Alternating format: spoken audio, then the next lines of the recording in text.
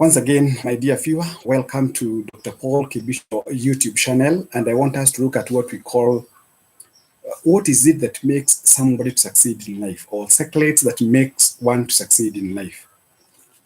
Number one, I'll start by defining or helping you understand that success can be defined in a number of ways. Success is relative.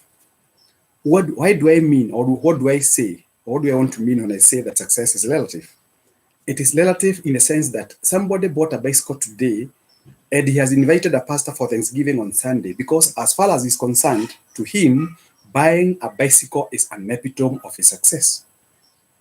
Whereas a man like Sir Richard Branson has bought a space shuttle worth 1.2 million shillings, and he has equally invited a pastor for Thanksgiving because of that success.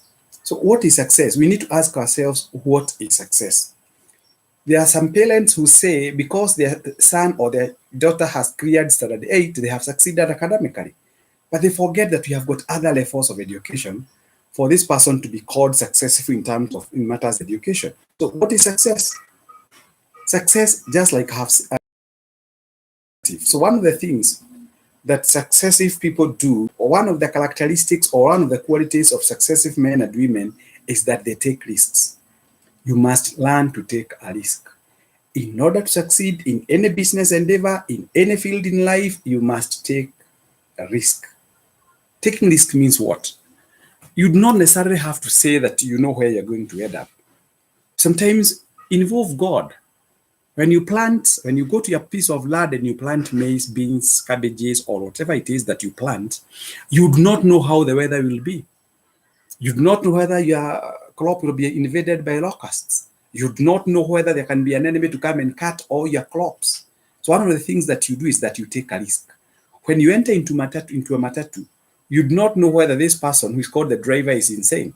You do not even have his psychiatric record to show that he has been mentally tested and approved to be behind the wheels, but you take a risk. So to succeed in life, you must take a risk. Just like we board into an aircraft and we trust everything will be all right. That is the attitude of a successive person.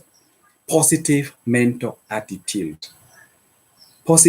Number two, successive men and women, they have self-belief. They believe in themselves. Because the moment you cast doubts into you, the moment you see that the moment you feel that you have got some doubts, then doubts becomes the seed upon which failure is grown. So avoid what we call doubt. Have self-belief. Believe in yourself. After all, you are the only person who knows your 100% potential, whether you're unleashing it or not. Number three, another very important attribute or characteristic of a person who is actually success-bound.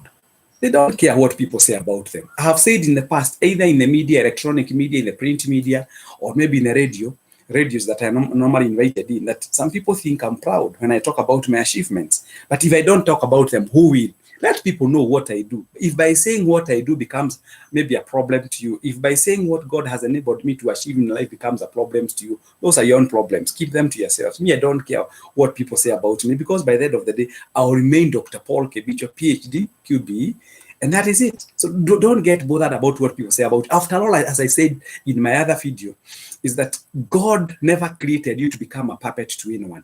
God never created you to become what we call, you were not born to be a museum, or you were not born to make people happy. That was not God's intention and purpose of creating you. So forget about what people think about you. Those people who succeed in life, they always think outside the box, and they ban the box for fear of retreat. Go beyond what other people do. Go beyond what other people think. Go beyond, do things out of the ordinary. The moment you do things out of the ordinary, you become a unique person, and success is guaranteed. And when you refuse to become a prisoner of where you are or where you found yourself in, success is automatically guaranteed.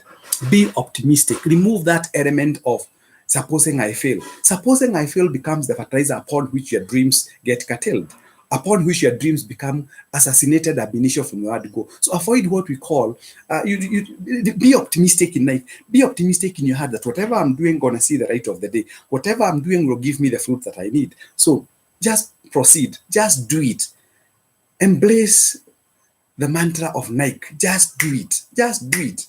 When I entered in for my PhD course, I was discouraged by so many naysayers who said, Kebicho, many have attempted and they have failed. I never gave them my ears. Of course, my ears were there, but I blocked them internally. I never listened to them. Today, I'm a doctor. I cleared my PhD over 8 years ago. I graduated. Some people say doing law was difficult. It has been seen to be a preserve of geniuses. But I was able to break the ceiling. I went back to class for 4 years. I did my PhD. Some people said buying a big car, you have to steal. I have never stolen a single penny. And I'm saying it now when I know the entire world is looking at me. If I've ever stolen a single penny from you, come forward and report me to DCI. I have never stolen. I'll never steal. If stealing is what will make me rich, and let me not be closer to those areas where stealing takes place. I don't want to steal anybody's money. God has given me the brains, and this far, the Lord has been faithful to me. So it's good to become optimistic. Then you must be resilient. You must be tenacious. What does resilient mean? What does becoming tenacious mean? Tenacity means that you will stand. Temptations will be always along the way. As you move forward to your level of success, as you continually grow the ladder to go to the levels that you desire in life, there will be obstacles. There will be hindrances, there will be barriers. But then the advantage comes to those people, or the benefit comes to those people who remain steadfast. Jesus Christ was crucified. For Eliud Kipchoge to learn 1 hour 59 minutes 40 seconds, it is not that he's a superhuman being. It is because he's so tenacious. He has resilience in him, and he knows what lies ahead of him. And everything good comes through our lives. And that is why we say, no pain, no gain. And the people those who sow in tears shall reap in joy. So you must be resilient, you must be tenacious, and keep your eyes fixed to the goal. That's what we call one good attribute of a successive person in life. The successive men and women, they actually have what we call, they possess a can-do attitude. They do not say, what if I fail? No, what if is not portion of their thinking. They have a can-do attitude. Just like Obama said, President Obama was not the richest in America. He wasn't. He was, as a matter of fact, President Obama has never appeared in Alexander Forbes listing as one of the wealthiest man in the world.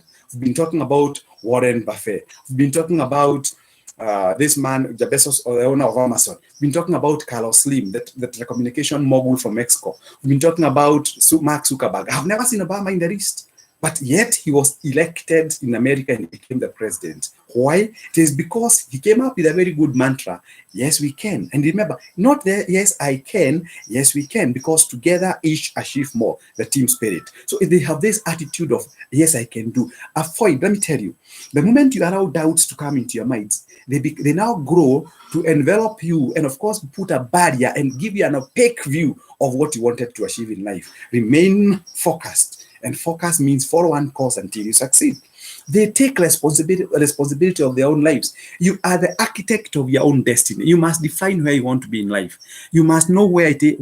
You must have a goal, a well-defined goal, and pursue it, irrespective of what you hear people say. After all, let me tell you, if all of us behaved the same way, the law of gravity could not have been established, could not have been invented, could not have been could not have been brought forward to us by Sir Isaac Newton. He did things out of the ordinary in ordinary circumstances. The Archimedes principle, the amount of water displaced equals the volume of the object. He made us to be who we are today. Talk about this complicated scientific breakthrough, like the laser, L-A-S-E-R, writing by amplification, simulation, emission by radiation. That's somebody who sat down and came up with a different way of thinking, a different mind frame, a different mindset. And we can comfortably now have what we call various medical breakthroughs because of people who thought outside the box. So you have to learn to take responsibility of your own life. Remember, as I've said, you are the architect of your own destiny. So plan it, purpose. And one man that I admire so much by the name Dr. Miles Monroe, may he rest in peace, he used to say that the greatest tragedy in people's lives is not death, but leading a life without purpose. They are self-aware. We talked about self-awareness. They know who they are. They know the potential they have. And remember, if somebody tells you that you have a lot of potential, he's directly insulting you because potential is unused energy. We require you to convert your potential energy into kinetic energy, where energy at work, where it can be able to bring results. Finally, they give back. Let me tell you, one of the greatest, those men and women whom you hear being called the richest in the world, they have known one secret. The secret of success is normally hidden in giving. And that's why the Bible says it is more blessed to give than to receive. I'm telling you, I understand somebody like Warren Buffett, 90% of his money, or this man called Mr. Bill Gates, 90% of his income goes to what we call charitable organizations. And that is where they have never gone, never gone out of their Exada Forbes listing. Why? Because God loves a cheerful giver. There are those people who are less privileged where you live. There are those people whom you know they have charities. If God can enable you to give them something, please do it. Because once again, the heart that gives is the heart that receives. For more information regarding management consulting, please don't hesitate to call me on 0713-530-465. May God bless you. It has been nice talking to you. Visit my website, www.panorama-consultants.com. Drop me an email at info@panorama-consultants.com. Drop me an email on my personal email, that is paulkebisho@gmail.com. You can even go to my Twitter account at keepstua, or my Facebook page, Dr. Paul Kebisho, PhD. We can share. Shalom, and may God bless you. And remember, no pain, no gain. Takashamvuguni, shalti iname. Shalom.